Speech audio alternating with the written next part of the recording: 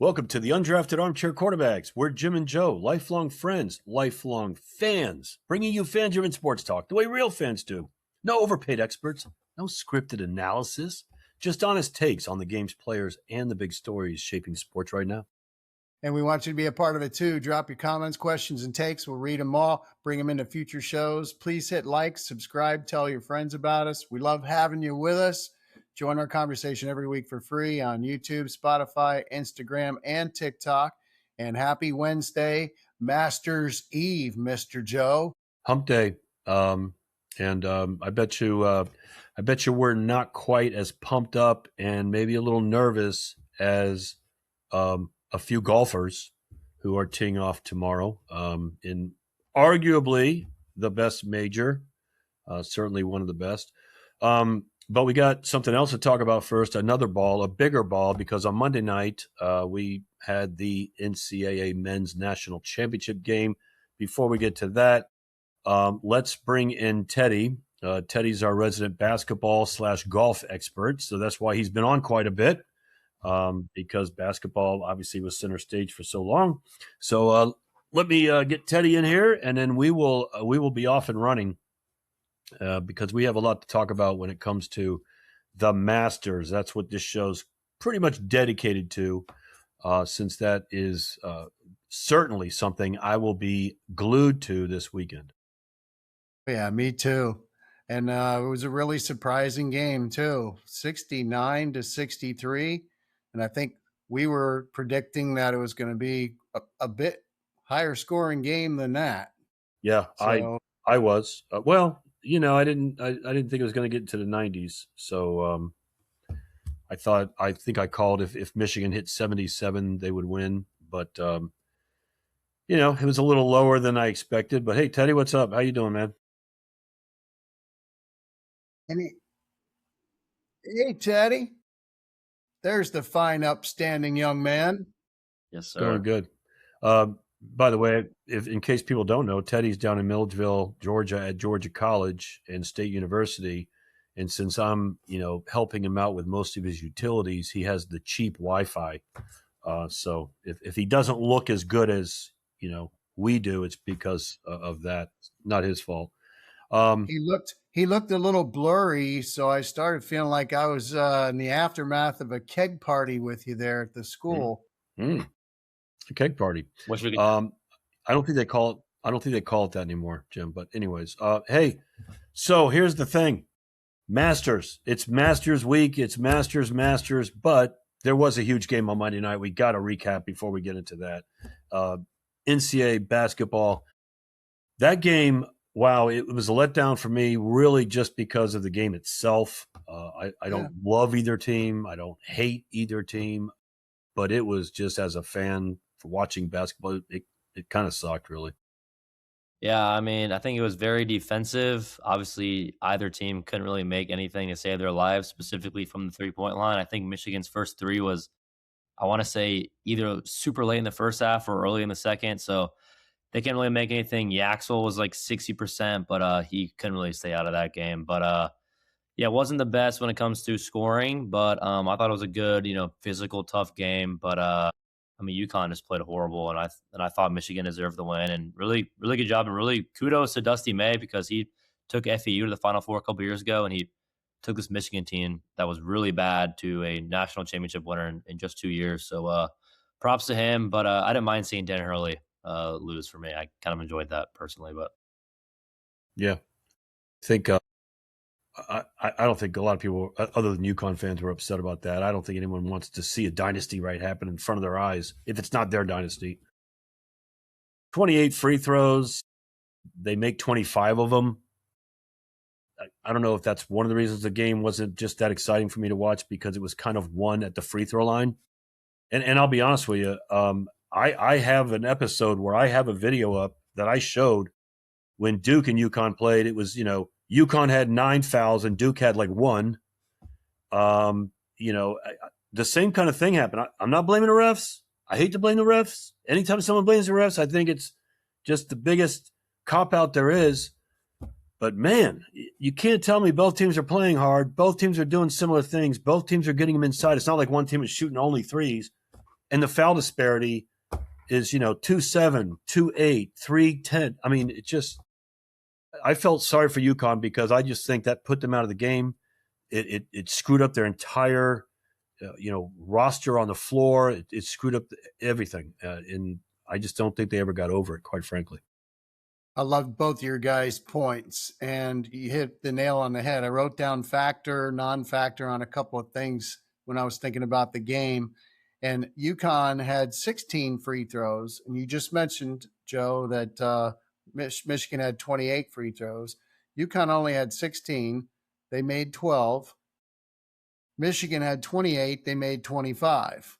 So that's pretty close, right? And then three-pointers, Michigan only made two three-pointers the entire game, and UConn made 9. So that was 6 points versus 27. It almost evened things out, and that's why the game ended up kind of close. But there was some disparity. Yeah. We called it Duke-sparity, with Duke getting the favorable calls. Yeah. I mean, if I'm don't know Dan what to call Hurley, it I'm for like, this. hey, who did I piss off in the referee world? Because that was, almost an identical thing. Hey, it is what it is. Elliot Cadeau, I mean, what a beast, man. I don't think I appreciated him. I loved him, and Teddy can attest, I loved him at North Carolina, but I don't think I really loved him this much. But, the guy puts up, very few assists, 2 assists. But, when you put up 19 points, and by the way, I think the best plays he had of the game were when UConn was kind of coming back. He had a couple of foul calls against him that if you really look at those, I'm not saying it was a flop on his part, but he sold a couple of fouls to the ref, man, just because of really good defense. And I love the way he's on the floor half the time, popping up, never really complains about anything. He had a great game, man. He was Michigan, in my opinion. Like a soccer player. He's good at the flop and faking everything out and getting the card pulled out. Yeah. So. I mean, he earned it. It was great. But anyways, kudos to Michigan. Hey, nobody on the team from last year except for Cadeau. So, that might be kind of like Indiana this year in football. It's kind of the new model. But let's move on before we get to the Masters. We got a couple other things, man. The transfer portal is just blowing up. I was just reading that out of 5,000 Division I basketball players, and not all those are some 8, 9, and 10, 11, 12 guys. If you really take just the players, it's probably 4,000. 1,500 are in the portal. Unbelievable. Yeah, pretty much same thing. I think last thing I saw, there's 1,800 players in the portal. So obviously, just reiterating what you said, but really, it's crazy. Yeah, the whole college landscape is it's gone to shreds, man. It's unbelievable. I mean, I don't really. I mean, you kind of have to go in the portal at this rate, though. I mean, if you love your team, you do. But I mean, it's honestly unbelievable. It's very disappointing to me because I feel like you kind of lose the traditional aspect of college basketball. But yeah, there's going to be 2,000 people in the portal here in a couple of days, and it's unbelievable. If I was a college coach, I would be freaking out. Like in the summertime, it's brutal. It's unbelievable.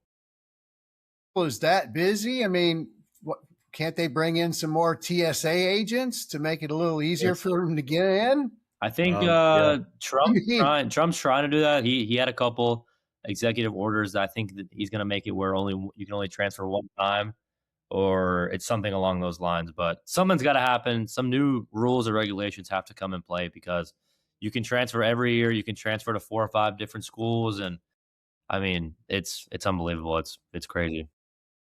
I got a question for you, Teddy. The generational gap. Joe and I are old school, okay? What? You mentioned the other day in one of the shows that you like this time of year and you like this. Why? Don't you want to see the guy go say, I'm going to this school, and you have him for those 3 to 4 years to develop? Or that's a really good question. And what I like is just seeing all the noties and just kind of watching the whole process unfold. I don't necessarily love it, for the game itself, but like it's happening. So I might as well keep up with it, buy into it.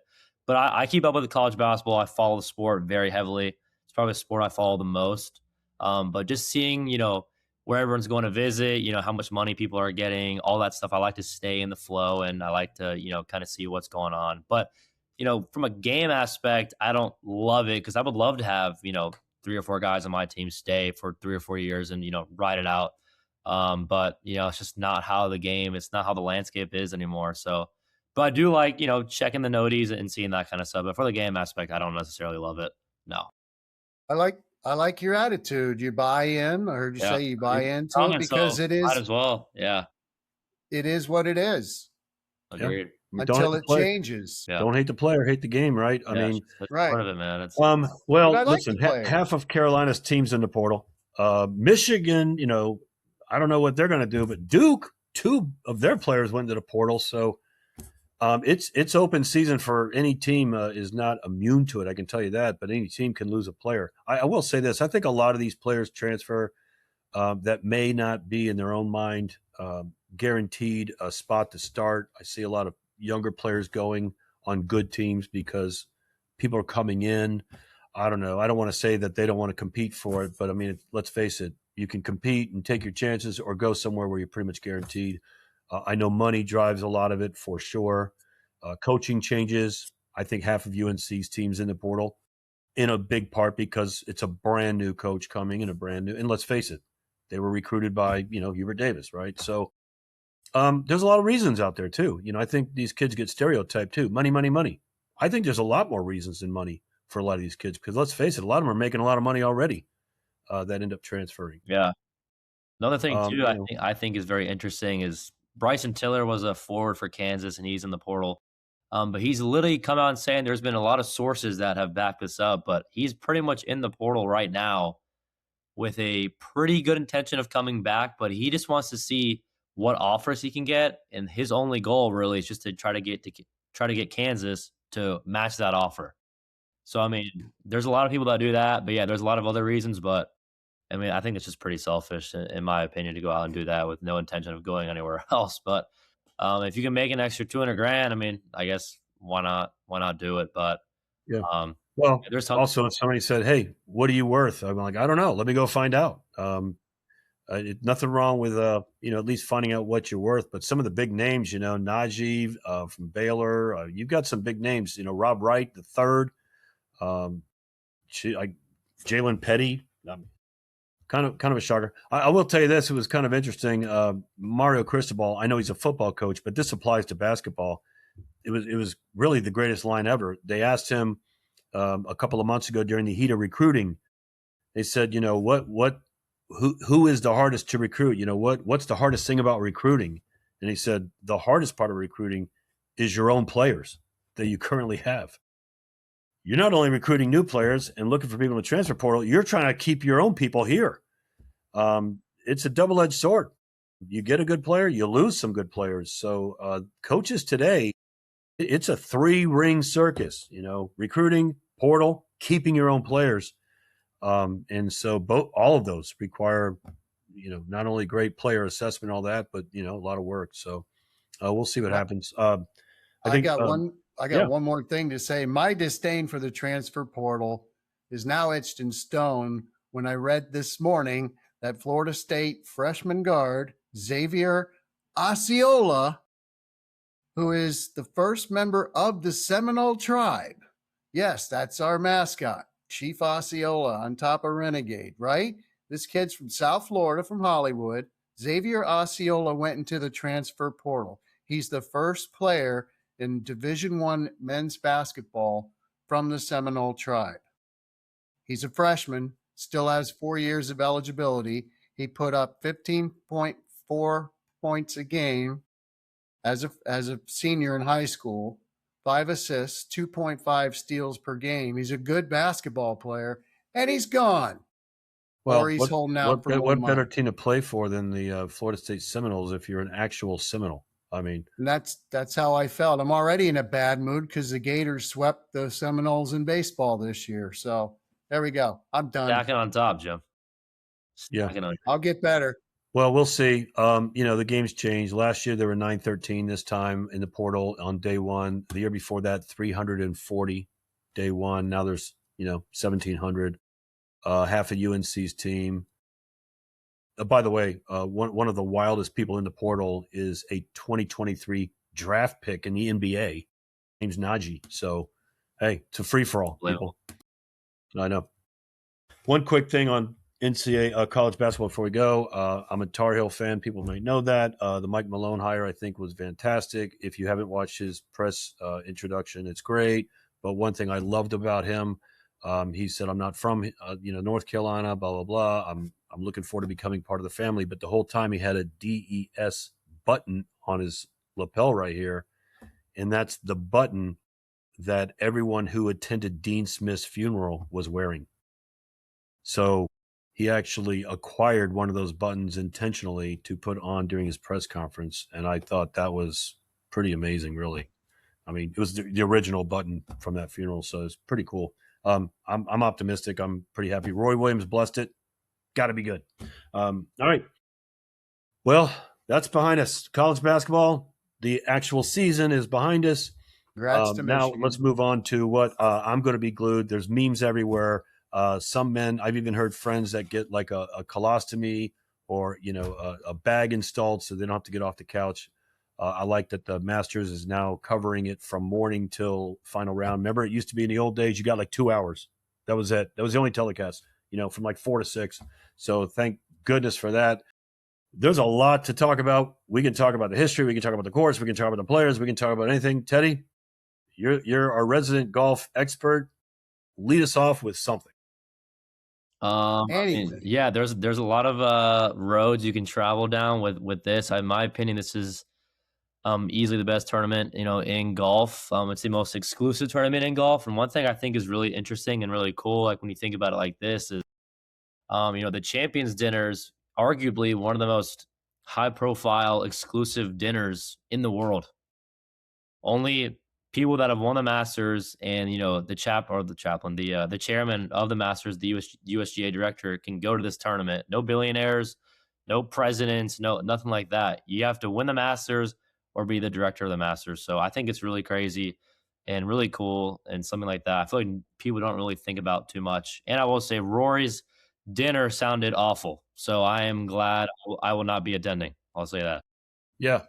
I've heard the tab's like 20 grand. I mean, Ireland is just not known for its food. No.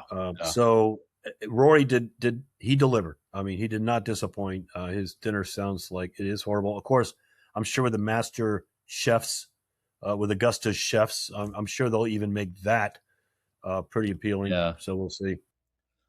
But yeah, I think this is a really good field. One thing that I would like to highlight too is one of the amateurs. His name is Mason Howell. He goes to Brookwood High School. Honestly, not familiar where that is in Georgia. I think it's kind of like central southern Georgia, Brookwood. But he's 18. He's about to graduate high school. He won the USAM, obviously to qualify to play in the Masters. But I think he's going to be the low am. It's just crazy to say that he's 18, hasn't even graduated high school. He had prom 2 weeks ago. And he's getting ready to play at Augusta. He's going to UGA, obviously, to play golf for the next 4 years. But it's unbelievable. There's so many good kids that are, in the golf space, 18 years old, teeing it up at Augusta. It's got to be an unreal feeling for him.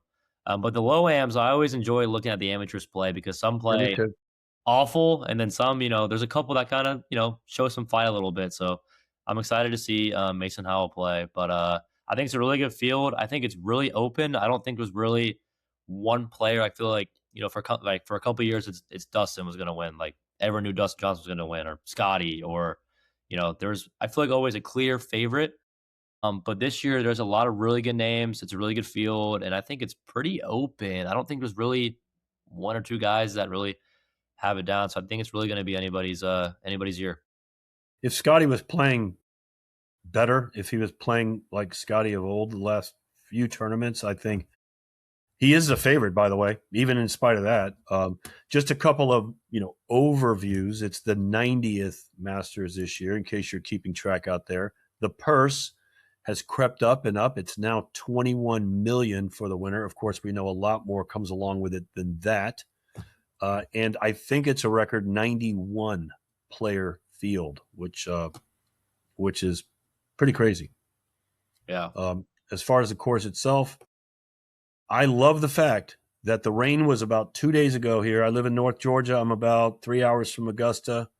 The weather today, and it's breezy, it's sunny, it's going to be great weather all weekend, low 80s, breezy, enough wind to, pay attention to.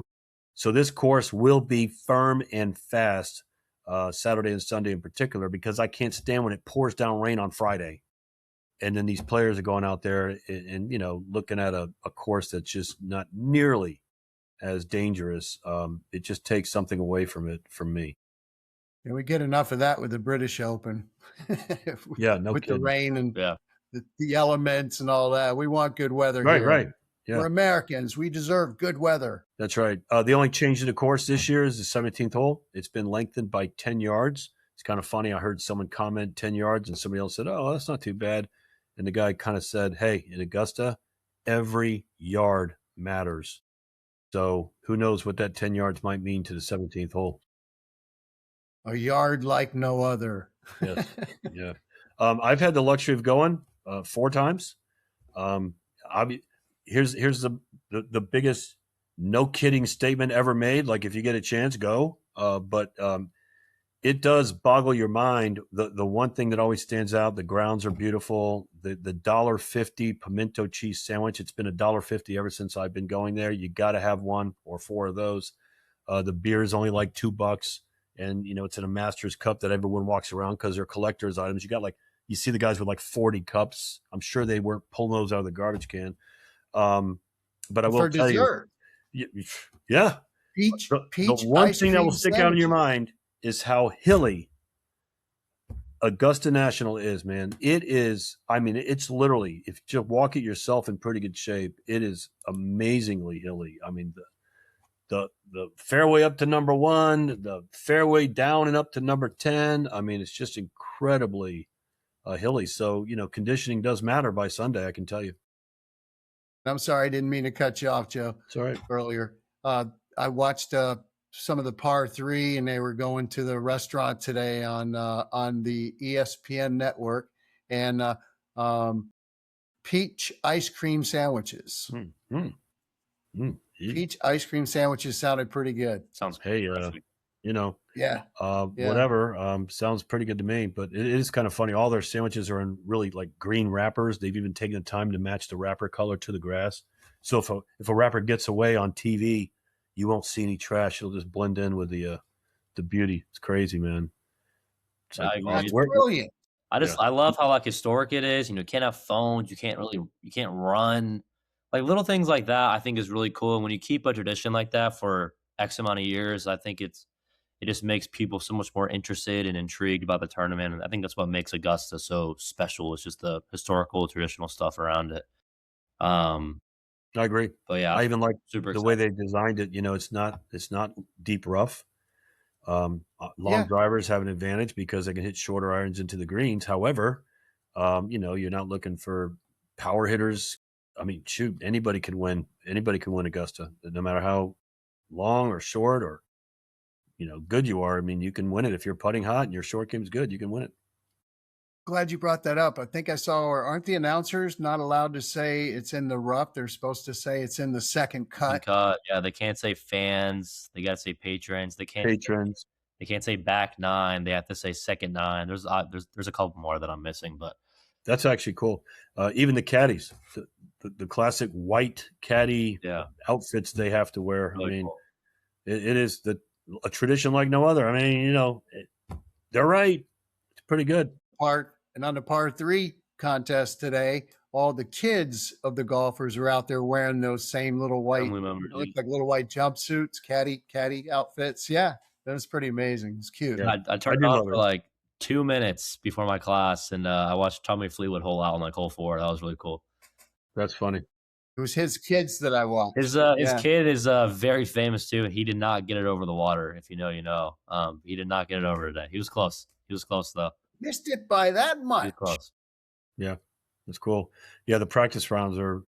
If you don't get a ticket to the actual Thursday through Sunday rounds, don't be disappointed, because the practice rounds, first of all, to see the course doesn't matter. You're allowed to bring camera, small one, no phones, but you can bring a camera on practice rounds, and you get to see things like that. You get to see things on 16, where the tradition is to hit a few practice shots, and then skip it across the water. I was actually witness to a hole-in-one, skipped across the water going into 16. My favorite memory was Tom Watson back later in his career when he was really just a ceremonial player. He hit a few shots and then started walking, and the crowd started kind of booing him a little bit because he wasn't going to skip one across the water. He got farther and farther around the pond, farther and farther, and the boos got so loud he literally stopped and threw his hands up and turned around to walk back to the tee, and the crowd went crazy like Tiger just sunk a putt because he was going to go over. He skipped a four and across the pond, like matter-of-factly, and it landed like 8 feet from the hole, and he kept walking. I love it. Just crazy stuff. All right, well, let's get down to the actual players. So I'm sure we all have a short list of who we think should win, just in no particular order. Jim, you got any favorite odds on anybody, or you got odds on any of your favorites, or what? Yes, I do. And I'll be real quick with my pick, but I had a question for you about the drinking game you mentioned the other day, the Brooks Koepka drinking game. The Bruce remember? Koepka drinking game. Yes. Brooks Koepka. And the drinking game, what are the rules for the Brooks Koepka drinking game? What do you have to do? You do a shot or take a sip of a beer or? Well, typically it would be a shot of something. However, in this particular game, I don't recommend that because you might be drunk by the third hole. But so yeah, the flavor of your choice. Okay, thank you. Okay, the second question: if Brooks Koepka wins, will you have to continue drinking all the way until the end of the broadcast? Oh, until the end of the broadcast, absolutely. Okay. So you're in it to win it if that's what happens. Then I hope Brooks Koepka wins. Yes. And I'm going to give you a call right after the Masters to see how you're doing. Oh my God. I'm going to take Tommy Fleetwood. I think his time is here. What a great guy. And yes, I did see his son hit that ball. He just almost made it over the water.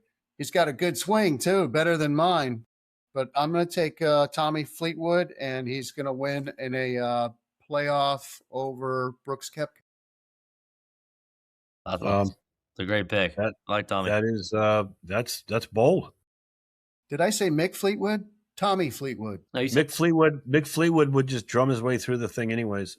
Hey, but let me tell you, Tommy's the seventh lowest odds player at plus 2,200, so it's not like a big stretch. The Koepka pick is, but hey, it is a major. Yeah, Dad, you go next. Take it away. All right, I'm going to give you a couple things here. First of all, if it was my wallet, I'm putting some money on Scotty. My other thought would be to spread it out a little bit based on the way Scotty's been playing. I love Bryson. I would love to see Bryson win this tournament. I just don't think his short game is good enough. I know he's been working his butt off on it. I like the way Oberg's been playing. I like Hideki. He's done it before on a very soft track. I like the way Justin Rose is playing. Rory last year, don't forget. Rory last year, this is something to kind of remember. He lost a 2-shot lead on the front nine. Okay. A 4-shot lead on the back nine. Okay. He was up by way more than he won by. But he came back and had to get into a playoff to win. As much as I don't really like this pick, if I'm betting with my wallet, I'm picking Rory McIlroy to win the Masters. Okay. Back to back. A back to back. Now, if I'm picking with my heart, first of all, I would love to see Dustin Johnson do it. Just brush out his clubs probably like he can't even find them. They're in the back of a closet somewhere. Dustin Johnson would be a great win for me. I'm a huge Dustin Johnson fan. I know he's got his issues, but my second favorite person to win, if Rory doesn't win, I would love to see Jordan Spieth get back into the green jacket. I think he can do it. He knows how to play this course. He just needs to put a whole round together, which has been difficult for him for a while. Yeah. Picks. I saw a thing too where the interviewer was asking, Jordan how his game was, and he said it's probably arguably some of the best his game has ever felt, and he's looking forward to this week. And I think Jordan's kind of getting on the right track. I don't know if he can do it this week, but I think, when push comes to shove, I think he will do it later in the year. But do I have to pick one player, or can I give like two or three that I like? Well, look what I did. I mean, you could pick 10. I mean, Okay.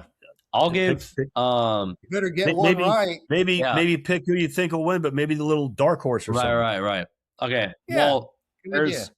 I'll give 3 names that I really like to win this week. I've done a little bit of research, but 15 out of the 17 previous Masters winners were plus 1.7 strokes gained from tee to green. Basically, how good they do against the field and different tournaments. It's kind of like it's a very advanced golf stat from 3 months before the event. So in those, there's I think 10 or so golfers that fit that description. Obviously, I'm not going to pick all 10, but I'll list them. Colin Morikawa, Matt Fitzpatrick, Siwoo Kim, John Rahm, Roy McIlroy, Scotty, Cameron Young, Lovett Oberg, Minwoo Lee, Chris Goddard, and Sepp Straka. That's obviously a mouthful, and I think all those guys have a really good chance of winning it.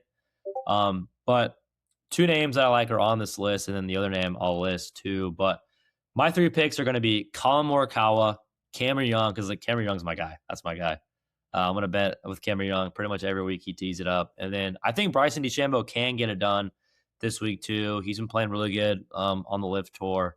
And Colin's playing really good golf right now too. And I think Colin's kind of due to win it. They're both really good putters, minus Bryson, but Bryson can kind of just blast his drivers all the way around the course. So I like all of those 3 guys to win. But once again, it's hard not to bet on Rory, Scotty, John Rahm, those guys like that. John Rahm's had a really good live season. So who's your pick to win, and who's your dark horse or 2?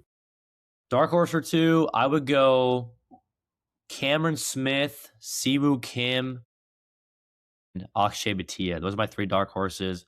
But my 3 main horses, or my big ones, are Cameron Young, Colin Morikawa, and Bryson DeChambeau. And so who's winning? Cameron Young. Cameron Young will win. Well, you were right on TPC. Cameron Young will win the 2026 Masters. Jim, what you got? You here first. I'm going to stick with almost said Mick Fleetwood again. Tommy Fleetwood. Yeah, okay. That's right. Tommy Fleetwood's good. Hey, on a side note, it's kind of, a little bit hard to believe, really, but this will be the first time, the first Masters that we will watch without Tiger or Phil in it since 1994. So you're talking about, that's kind of like history right there in the D making, I think. Sure is. We'll see. Jordan Spieth a plus 4,000. Hey, by the way, one of the person, just honorable mention, JJ Spawn. He's plus 8,000. If you had $5 laying around, that would not be a really bad pick. He just won last week, and he proved in the last major last year, second to last major, that he can compete. He can do it. At plus 8,000, that's a $10 I'd be willing to waste. Write that down, Jim. Yeah. Mm-hmm. Got it. Yeah, because that just spawns ideas for me to pick other players, really. But we'll go from there. And speaking of numbers, I just wanted to say too, today is our 50th episode of the Undrafted Armchair Quarterbacks. Congrats. So we're privileged to have you on with us today, Teddy. Oh, that's awesome. I'm glad to be a part of it. Happy to be here for the 50th one. That's awesome. Hundreds and thousands more, Joe. Sure. That sounds fun. And by the way, in honor, in case you can't see us on this particular screen, but in honor of Jack, I've got my Persimmon 3-wood right there. That's up. I think Jack would probably still break 100 on this course if he teed it up tomorrow. So too bad we won't get to see that. Although his first tee shots are still pretty good. I don't know who's going to be the ceremony. Anybody know who the 3 ceremonial golfers will be tomorrow? Is it not? I think it's the same every year, right? Well, I think they kind of drop 1 or 2 drop off when they can't really do it anymore. Tom Watson, Jack, Brooks. and it's been Tom Watson, Jack, and Gary Player. I think for like a long time. I think it's those 3. I think it'll be them this year as well. Love to see it. That's cool. We'll have our research staff look at it. And Brooks Koepka tees off at 120 tomorrow, Joe. Yeah, well, don't forget, if you're in any kind of a pool out there or whatever, this isn't like Thursday night football here. They tee off at like 7:40, so you got to get your pool in by 7:30 a.m., so get to it if you're running late. And that's it for this episode of the Undrafted Armchair Quarterbacks with Jim and Joe and Teddy. Thanks for checking us out and hanging with us for some real fan-driven sports talk. Don't forget, your comments are a part of the show. We're looking forward to seeing them. Please drop them below. We'll read them in future shows. Please hit subscribe, join our conversation every week on YouTube, Spotify, Instagram, TikTok, or wherever you listen. Thank you, guys. That was fun. Thank you. Teddy, real quick, where can people find you? Just Teddy Toth on Instagram and TikTok. Follow me on there. Sounds But I'm really great. excited. It's one of the best weeks of the year for me, so I'm pumped for it. It's Masters week. 100%. Love golf. Love the Masters. Take care, everybody. All right. See you guys. See you on Monday. Take care. Enjoy.